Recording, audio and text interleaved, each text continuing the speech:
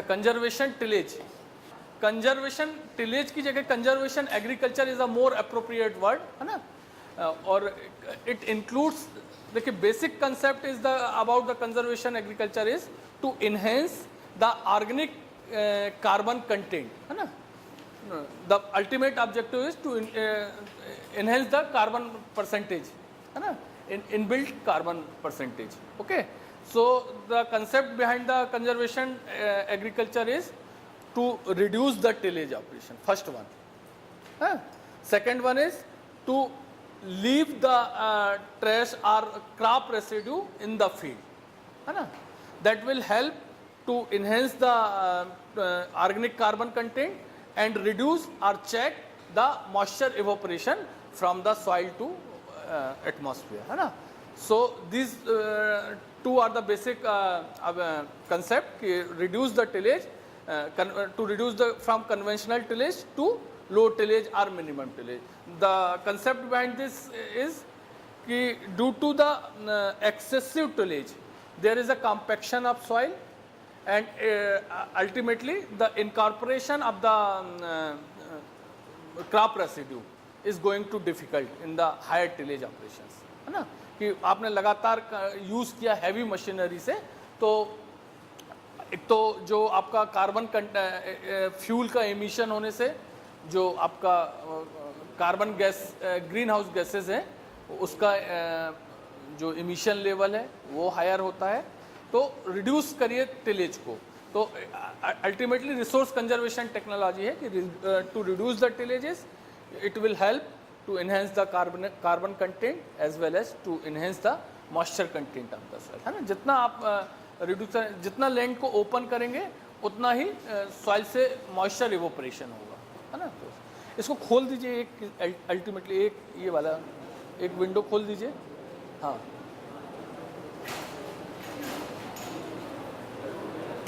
ठीक है, चलिए बस हो गया. अब नेक्स्ट इज सबसे पहले देखिए फरो, यू नो, है ना, रिज फरो. तो ये टर्म यूज होता है बहुत बार यूज होगा कि फरो क्या है. Furrow slice,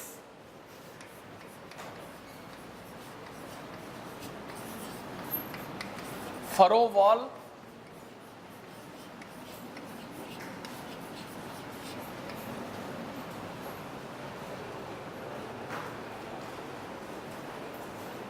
anyone can define these terms.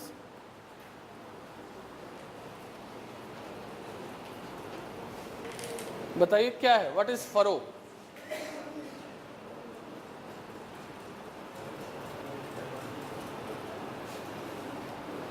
अरे सिंपल है, ridge furrow system I have already explained. So what is furrow? Furrow is a open trench left. इसको यू कैन राइट इट, है ना. Furrow is an open trench left, furrow is an open trench formed by the operation of machinery, है ना. or you can write the more appropriate, ठीक है. Then furrow wall, it is the undisturbed soil surface, undisturbed soil surface in a side of the furrow, in a one side of a furrow. undisturbed soil surface है जो कि during the construction of furrow or during the formation of the furrow एक side जो होता है that is the undisturbed soil surface का होता है ना. और उसको we can call the furrow wall. and then furrow slice,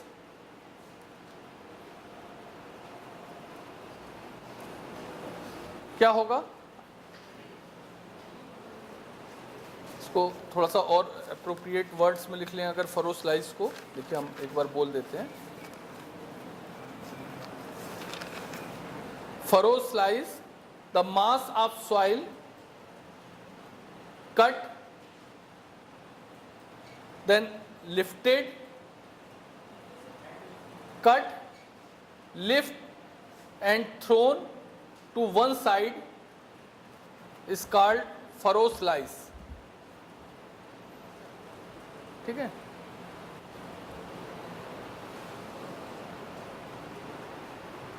इसके बाद एक आता है back furrow,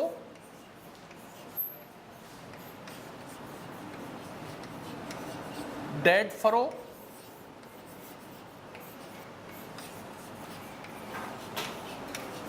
and then headland.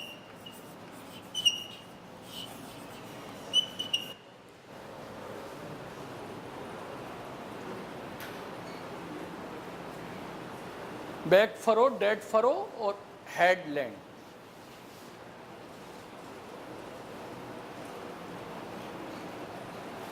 इसका कोई आइडिया है?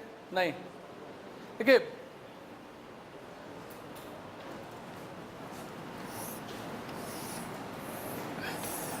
जैसे फॉर एग्जांपल एक आपका कोई भी फील्ड है, हमने रेक्टेंगल फील्ड लिया, कोई इट इज़ नॉट नेसेसरी कि रेक्टेंगल ही हो. जब फील्ड में हम लोग प्लॉइंग करते हैं ना, तो either you can start from corner and, हाँ आइए,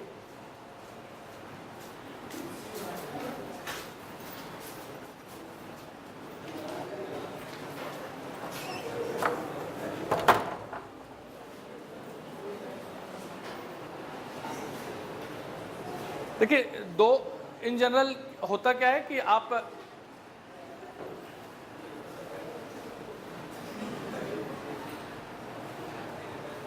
जैसे फॉर एग्जांपल अगर हम प्लॉइंग सेंटर से स्टार्ट कर रहे हैं, है ना,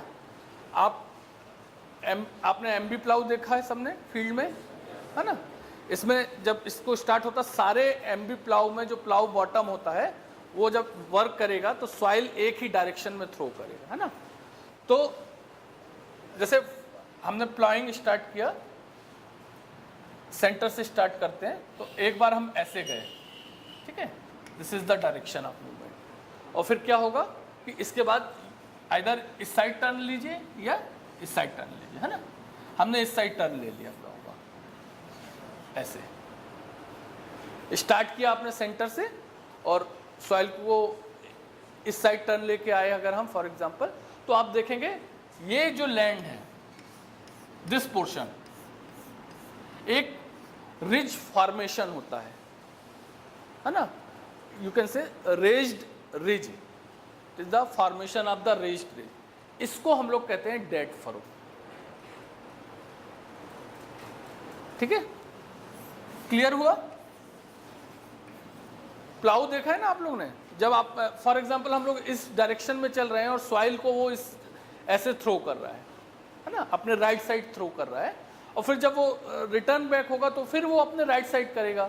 तो क्या होगा कि सॉइल आप देखेंगे, ये इन जनरल होता है जब प्लॉइंग फील्ड में स्टार्ट करते हैं तो एक बीच में जहाँ से स्टार्ट करते हैं ना, वहाँ पे एक रिज बन जाता है. तो ये जो पोर्शन कहलाता है that is called the dead furrow, है ना. अगर हम लोग केवल इसी तरह से प्लॉइंग कर रहे हैं फील्ड में, है ना. कई बार ऐसा भी होता है, अभी आगे बताएंगे, कि इसको हम लोग काउंटर भी करना पड़ता है, फिर राउंड द राउंड करते हैं. लेकिन इन जनरल फील्ड को अगर प्रॉपर प्लाउ करना है ना, तो ऐसे ही स्ट्रिप्स में उसको प्लाउ करते जाते हैं. आप देखेंगे इन जनरल जो है इसका जो रिकमेंडेड प्रैक्टिस है वो इस तरह की है कि आप आइदर यू गो इस राउंड द राउंड और इस साइड से बैक होके आइए, है ना. तो this one is the dead furrow, ठीक है. और एक होता है बैक फरो, ठीक है. बैक फरो क्या होगा, ऐसे ही फील्ड है और इस तरह की कंडीशन आ रही है कि हमने स्टार्ट किया यहाँ से और इस डायरेक्शन में आए, है ना. तो एक बार यहाँ इधर से स्टार्ट किया और मान लीजिए इसके पैरेलल ही किया, तो हो क्या रहा है कि जब आप ऐसे कर रहे हैं ना, तो एक बार इस साइड गए, एक बार अगर ऐसे लौट गए, तो बीच में एक ट्रेंच फॉर्मेशन होता है जो कि अनप्लाउड लैंड का होता है ना. इस पोर्शन का हम लोग प्लॉइंग ही नहीं कर पाए, तो ये जो कहलाता है that is called the back furrow, ठीक है. एक बार रिज फॉर्मेशन हो रहा है, जब प्लाउ को उसी डायरेक्शन में ले गए ना, तो सॉइल उसने दोनों डायरेक्शन में थ्रो किया और हुआ क्या कि एक रिज बन गया, raised ridge, that is called the dead furrow. और एक बार क्या हुआ, जब आपने उल्टी डायरेक्शन में प्लाउ को ले गए तो वो एक बीच का स्ट्रिप जो है, जो दो स्ट्रिप्स के बीच की जो जगह है वो अनप्लाउड रह जाती है, तो that is called the back furrow. ठीक है। और एक है हेडलैंड। हेडलैंड क्या है कि जैसे आपका फील्ड है, आपने प्लॉइंग करा, कैसे भी स्टार्ट किया, आप देखेंगे जब मान लीजिए प्लॉइंग कर रहे हैं, इस एंड पे आने को होगा ना, तो ट्रैक्टर्स में क्या करते हैं, अगर कोई इम्प्लीमेंट अटैच्ड है तो उसको वो हाइड्रोलिक के थ्रू ऊपर कर लेता है एट द एंड, और फिर सॉइल को ट्रैक्टर को टर्न करता है, आइदर ये इस डायरेक्शन में करें या आपका इस डायरेक्शन में करें, है ना। तो ये जो पोर्शन है, इतना पोर्शन, और सेम चीज इस साइड होगा कि जब एंड पे आता है, जितना ट्रैक्टर की लेंथ है उतना, अबाउट 8 to 10 फीट मान लीजिए, वो क्या करता है, हमेशा इम्प्लीमेंट को यहाँ पे कोने पे देखिएगा कि जो भी उसके अटैचमेंट है, आइदर कल्टीवेटर है, हैरो है, उसको एंड पे जाके उसको लिफ्ट कर लेता, रेज कर लेता है और फिर ट्रैक्टर को टर्न करता है। तो ये पोर्शन जो है ये अगेन अनप्लाउड रह जाता है ना। तो इसको हम लोग बोलते हैं हेडलैंड।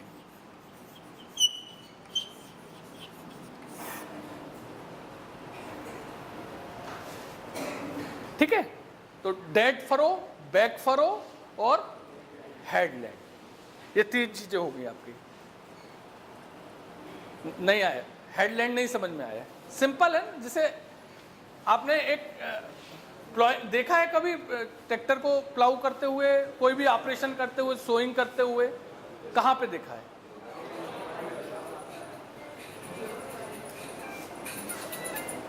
कहां पे देखा है? गांव में देखा है ना। तो ये तो बहुत कॉमन प्रैक्टिस है ना, कि जैसे फॉर एग्जांपल एक कोई भी इस तरह का लैंड है, तो जब प्लाउ करता है ना, तो यहां तक ट्रैक्टर का इंप्लीमेंट नहीं जा सकता ना, ट्रैक्टर के बैक में ही उसका अटैचमेंट होता है ना। तो जब ट्रैक्टर आगे यहां तक तो प्लाउ किया, क्योंकि ये इसका पोर्शन है, ये इतना ट्रैक्टर की लेंथ है, तो ट्रैक्टर यहां से टर्न करने लगता है ना। तो जब वो टर्निंग करता है ना, तब आप देखेगा कि इंप्लीमेंट को उठा दिया जाता है हाइड्रोलिक के through, with the help of hydraulic उसको रेज कर दिया जाता है। इस पोर्शन की प्लॉइंग या हैरोइंग या सोइंग, जो भी उसमें ऑपरेशन है, वो पॉसिबल नहीं होता, क्योंकि टर्निंग में ये चीज पॉसिबल नहीं है ना। तो ये जो लैंड है वो हमेशा छूट जाता है आपका, दैट इज द हेडलैंड। या अनप्लाउड रह गया या सोइंग नहीं हो पाया, मान लीजिए आपने, फिर बाद में क्या करते हैं कि एक बार ट्रैक्टर को ऐसे भी मूव करते हैं, तो ये पोर्शन कवर हो जाता है, जो भी उसकी वो है ना, इस तरह से मूव करते हुए इसको कवर करते हैं साइड में, है ना।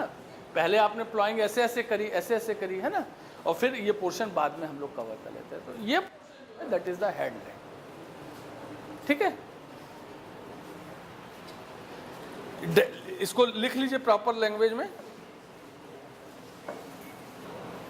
While ploughing with a tractor, a strip of unploughed land is left at each end of the field for the tractor to turn, for the tractor to turn. While plowing with a tractor, a strip of unplowed land is left at each end of the field,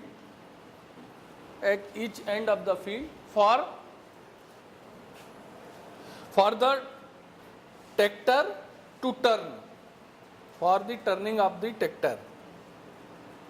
That is called headland. At the end of each trip, at the end, इसी के continuation में लिखिए, at the end of each trip the plough is lifted until the tractor and the plow have turned and are in position to start the return trip.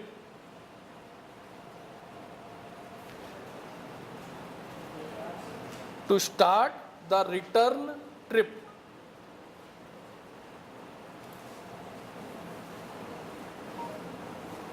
ठीक है, back furrow को लिख लीजिए. Back furrow, A raised ridge is left. A raised ridge is left at the center of the strip of land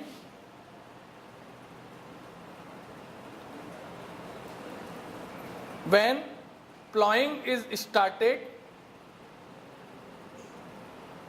from center to side is called back furrow.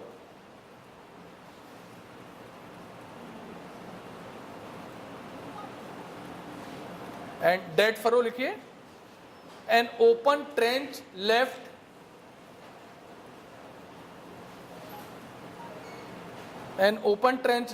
in between two adjacent strips of land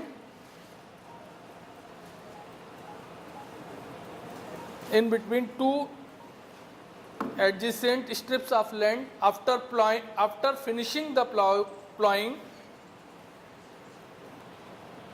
is called dead furrow. क्या फिर से बोल दे. An open trench left in between two adjacent strips of land after finishing the plowing is called dead furrow.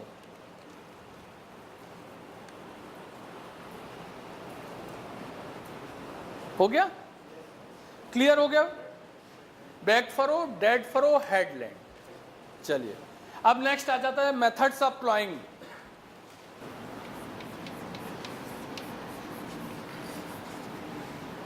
Methods of ploughing.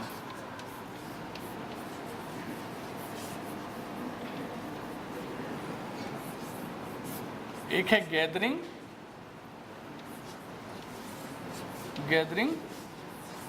Second one is casting and one way reversible plowing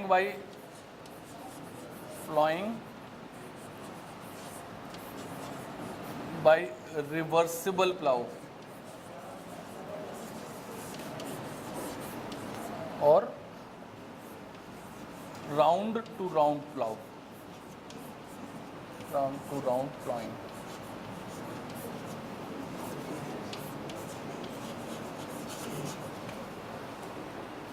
ठीक है. Gathering, casting, ploughing by reversible plough and round to round ploughing. ठीक है. तो gathering में क्या है कि आप स्टार्ट करिए, यही जो है from centre and goes to side, है ना. इसमें हमने सेंटर से स्टार्ट किया और ये इस तरह से कवर करते जाते, फिर ये किया, फिर यहाँ पे आए, फिर ऐसे किया, ऐसे इस तरह से पूरे फील्ड को कवर करते हैं. Starting from the centre and moves to the side. When plough works round a, gathering को लिखिए. When plough works round a strip of plowed land. When plow works round a strip of plowed land, that is called the gathering. ये हमारा एक plowed land है, इसके round to round work कर रहा है, that is called the gathering. Clear हो गया. When plow works round the strip of plowed land. Clear हो गया. ये एक इस तरह से कि पहले आपने एक स्ट्रिप को प्लाउ किया और उसके चारों ओर प्लाउइंग करते गए. तो हम लोग हुआ क्या, फ्रॉम सेंटर टू स्टार्ट किया और एंड पे साइड में पहुंच गए. This is the gathering. और कास्टिंग में जस्ट इसका उल्टा है, when plough works round, when plough works round a strip of unploughed land, that is called the casting. When plow works round a strip of unplowed land, that is called the casting। उसमें क्या होगा कि वो कैसे work करेगा,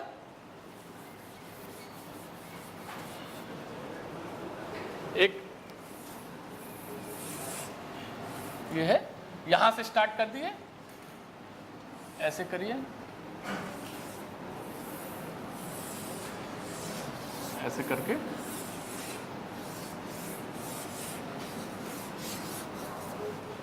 ठीक है। तो इसमें क्या होता है, प्लॉइंग स्टार्ट करते हैं हम लोग साइड से और एंड होता है सेंटर पे। हो गया अंकित, क्लियर हुआ दोनों चीजें। देन इसमें नेक्स्ट लिखिए, ploughing by the reversible plough में, the reversible ploughing by reversible plough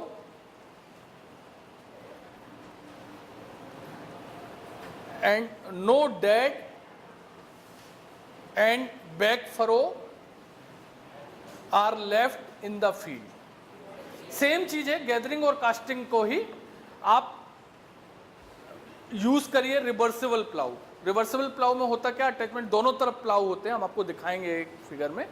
तो हुआ ना, जैसे उसमें हम बता रहे थे कि एक साइड सॉइल किया और उस एंड पे जाके उसने उसको टर्न कर दिया, तो वो सॉइल एक ही साइड थ्रो करेगा। तो यही मेथड्स में है गैदरिंग और कास्टिंग में ही, either you plough to the strip of unploughed land या ploughed land by reversible plough.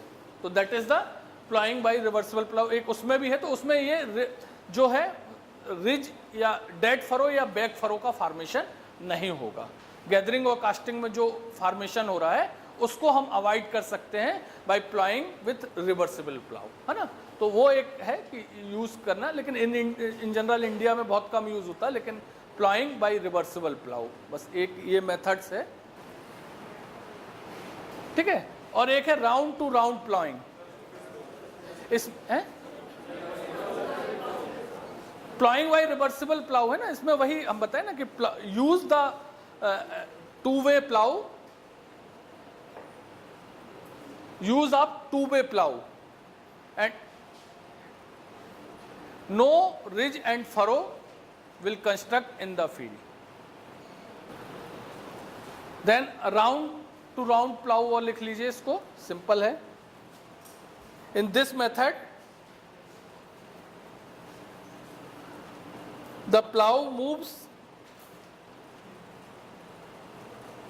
in this method the plow moves round and round a field.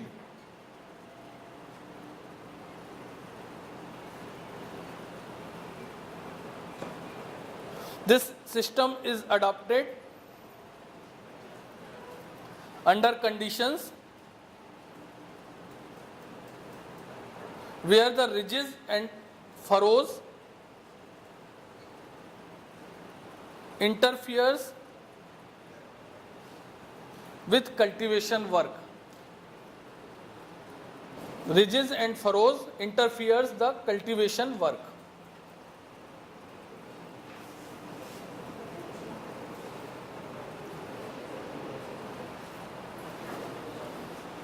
ठीक है। इसका देखिए थोड़ा सा जो है ना, आप इसकी जो डेफिनेशंस वगैरह है ना, वो आप देख लीजिएगा, बुक में और अच्छे से मिल जाएगा, कहीं और अच्छा है। कंसेप्ट आपको समझ में आना चाहिए कि क्या है बेसिकली। तो ये तीन टर्म्स हैं, डेड फरो, बैक फरो और मेथड्स ऑफ प्लाइंग, एक हेडलैंड। ये तीन हो गए। हेडलैंड में आपने देख लिया, एट द एंड फील्ड में अनप्लाउड लैंड रह गया। एक हो गया डेड फरो। डेड फरो क्या हो गई, a ridge is left when ploughing started from centre to side, है ना। हमेशा एक रिज बन जाता है क्योंकि उस तरह से मूवमेंट होता है उसका प्लाऊ का, तो एक रिज फॉर्मेशन होता है, that is called the dead furrow. और बैक फरो क्या है, एक ओपन ट्रेंच लेफ्ट हो जाता है, मतलब ऑफ अनप्लाउड लैंड का, है ना, एक स्ट्रिप, यू कैन से स्ट्रिप, एक अनप्लाउड लैंड की एक स्ट्रिप रह जाती है, that is called the back furrow, है ना, dead furrow, back furrow, head land. और फिर मेथड ऑफ प्लाइंग में एक हो गया गैदरिंग और एक कास्टिंग। गैदरिंग में सिंपल है, plough strip of plough round to round strip of ploughed land, है ना, आप एक प्लाउड लैंड के राउंड में उसके प्लाइंग करेंगे, that is called the gathering. और कास्टिंग में है प्लाउ अनप्लाउड लैंड के राउंड टू राउंड आप प्लाइंग करेंगे, that is called the casting. ठीक है, तो इन जनरल यही मेथड्स यूज होती हैं प्लाइंग के लिए, जो कि एक वो है साइंटिफिक वे में। बाकी इससे क्या होता है, ये क्यों रिकमेंड किया जाता है कि अगर इस तरह से आप प्लाइंग करेंगे तो आपका फील्ड प्रॉपर मेंटेन होगा, प्रॉपर लेवल्ड होगा। ठीक है, डिस्क प्लाउ, एमबी प्लाउ हम लोग करेंगे, तो अभी थोड़ा सा डिस्क प्लाउ टाइम है, डिस्क प्लाउ को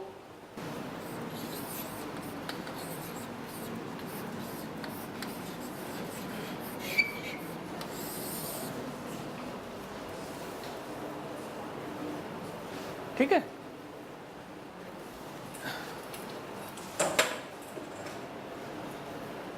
आपको कई बार बता चुके, disc plough is the primary tillage implement, है ना, and suitable for a dry climate, suitable for a dry climate और where the soil is very hard और rough, stony type of soil, it is very much suitable, है ना, जहाँ पे stones हैं soil में, तो उस कंडीशंस में this type of plough is much better than the MB plough, है ना।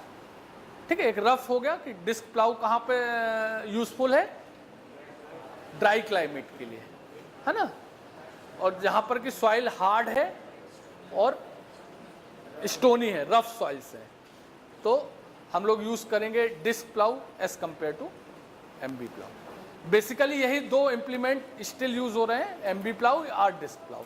डिस्क प्लाउ कब यूज करना है, एमबी प्लाउ कब यूज करना है, या क्या, what is the basic difference, तो ये आपको देखना है ना।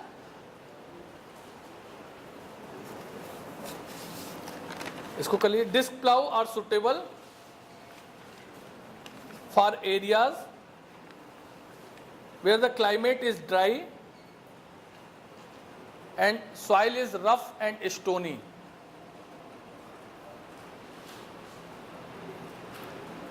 Disc plow cuts the soil, turn the soil, and in some cases break the furrow slice by means of separately mounted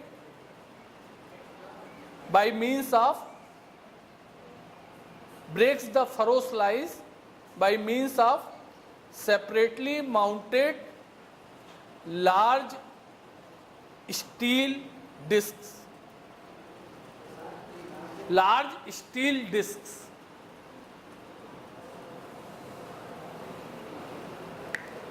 देखिए, देन पहले हम लोग इसको एडवांटेजेस ले लेते हैं कि as compare to MB plough. क्यों इसको यूज करने में, क्या इसका इंटरेस्ट था, क्या वो था, तो advantage over the MB plough, advantages and disadvantages, है ना। इसको हम लोग कंपेयर के रूप में भी लिख सकते हैं, क्या कंपैरिजन है या एडवांटेजेस। क्या है डिस्क प्लाउ का, बार बार हम बता रहे हैं, एक चलिए स्टोनिस है, draft requirement for the same capacity of the MB plough it requires less power as compare to MB plough. For the same capacity of work it requires less power, लिख लीजिए।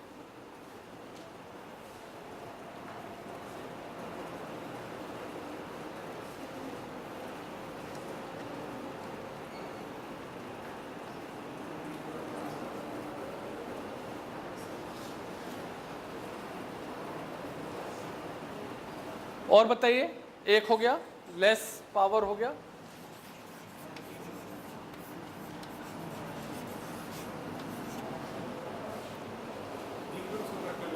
है मल्चिंग के लिए, है ना। It leaves the crop residue, leaves the crop residue on the surface of soil that is helpful for the moisture conservation.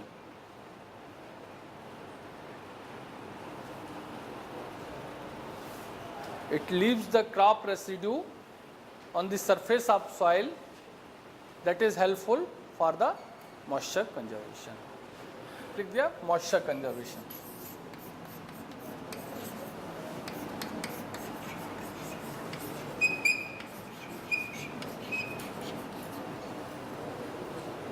और कुछ, चलिए इसके बाद हम बताते हैं। It is very much suitable for the sticky soil. Sticky soil where the MB plough doesn't work.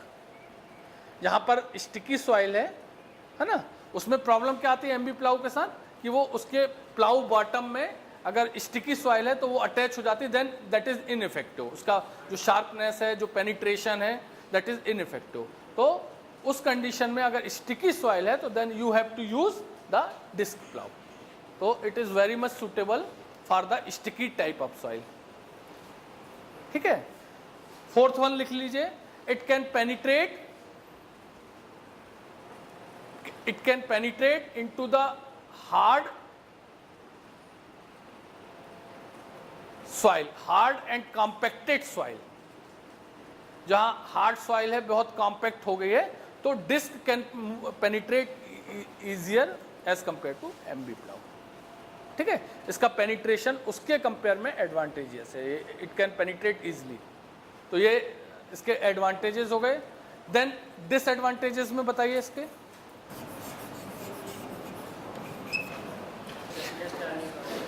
हाँ, turning of the soil is less as compare to mould board plough.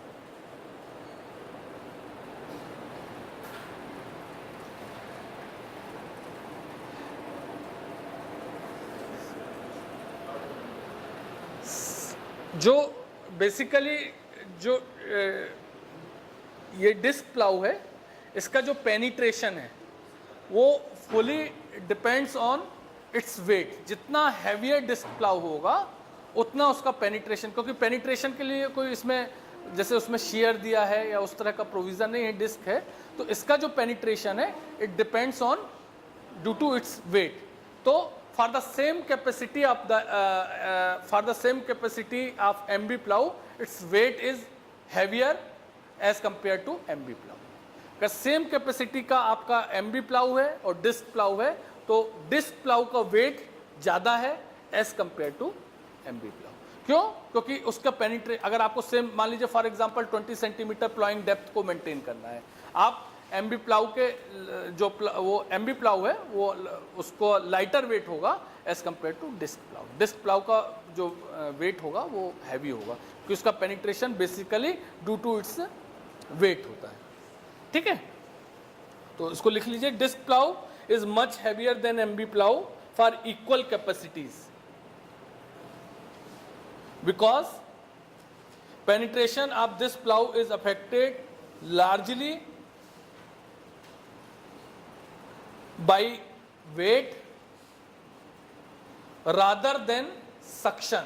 इसमें सक्शन का कोई प्रोविजन नहीं होता ना, जैसे हमारे MB plough में आप लोग ने देखा हॉरिजेंटल सक्शन, वर्टिकल सक्शन, ये दो प्रोविजन देते हैं। ए बैच में हमने उस दिन मेजर भी कराया था, है ना, कि इस तरह का प्रोविजन डिस्क प्लाउ में नहीं है। तो इसका जो पेनिट्रेशन है that is depend on wait.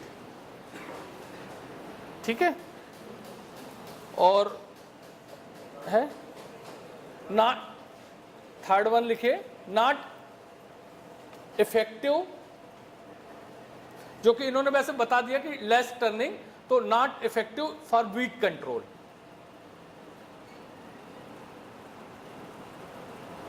Not effective for the purpose of weed control. क्यों वीट कंट्रोल के लिए नहीं है? क्योंकि ये टर्निंग नहीं कर रहा है उतना अच्छा, ये प्लांट का जो क्रॉप रेसिड्यू या वीड्स की जो है उसको कवर पर ही छोड़ देता है। तो अगर वीड्स को टर्निंग नहीं करेंगे तो वो डिकम्पोज नहीं होगा और इट मे जर्मिनेट, है ना, उसको अगेन सुटेबल इन्वायरमेंट मिलेगा और वो जर्मिनेट कर जाएगा। तो ये इसके साथ एक प्रॉब्लम है। क्या? हाँ, जो क्लाट फॉर्मेशन है डिस्क प्लाऊ का, ये मोर है एज कंपेयर टू, क्योंकि उसमें हमने पल्वराइजेशन के लिए एमबी प्लाऊ में there is a some provision to pulverise the soil, है ना, उसका जो मोल्ड बोर्ड है उसमें जो कर्वेचर है उसको हम लोग चेंज करके उसमें होता। तो इसको अदर वर्ड्स में आप यू कैन से कि it leaves the land in more rough condition as compare to MB plough. ठीक है, इसी को इंप्रूव करके कि it leaves the land in more rough condition as compare to MB plough. ठीक है, तो ये हो गए कुछ, और आप लोग उसको कंपैरिजन कर सकते हैं, जो भी है कुछ आप बुक से भी कंसल्ट करेंगे ना। बेसिक डिस्क प्लाऊ और एमबी प्लाऊ का यही है, क्यों आखिरकार क्यों इंट्रोड्यूस हुआ। तो जहाँ पर हार्ड सॉइल्स है, रफ सॉइल्स है, स्टोनी सॉइल्स हैं, वहाँ पर इसको हम लोग इंट्रोड्यूस किए। स्टिकी सॉइल्स है जहाँ पर कि एमबी प्लाऊ वर्क नहीं करता है, वहाँ पर इसका इंट्रोडक्शन हुआ।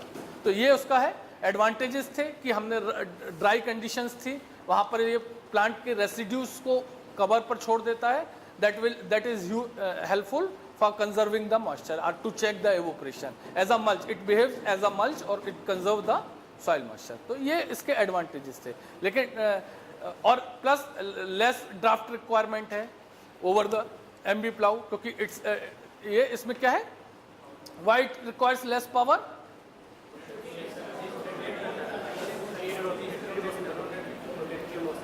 इसका जो मोशन है, डिस्क का मोशन है, दैट इज रोटेटिव, है ना। और एमबी प्लाऊ में क्या है, स्लाइडिंग मोशन। तो स्लाइड करने में require more power as compare to ये कुछ कंपैरिजन हो गया कि क्यों है या क्यों इसको इंट्रोड्यूस किया गया। देन नेक्स्ट आता है, इसमें टाइम हो गया, अभी बच्चा है, हो गया, चलिए। तो नेक्स्ट क्लास में हम लोग एक दिन और एमबी प्लाऊ और डिस्क प्लाऊ का जो पोर्शन बच गया है ना। तो डिस्क प्लाऊ में भी basically it is two types, एक स्टैंडर्ड डिस्क प्लाऊ होता है, एक वर्टिकल डिस्क प्लाऊ होता है ना। आप लोग ने देखा है standard disc plough, you have seen standard disc plough. तो उसको classify, you can classify the disc plough into two, standard and vertical disc plough. और उसके बाद इसमें एक प्रोविज़न होता है डिस्क एंगल, टिल्ट एंगल। ये इसमें प्रोविजंस होते हैं जो कि हम चेंज कर सकते हैं और क्या उसका इंपॉर्टेंस है। Then next is MB plough. ये दो बेसिक प्राइमरी टिलेज इम्प्लीमेंट्स हैं जो कि इंडियन एग्रीकल्चर में it is used in on a large scale.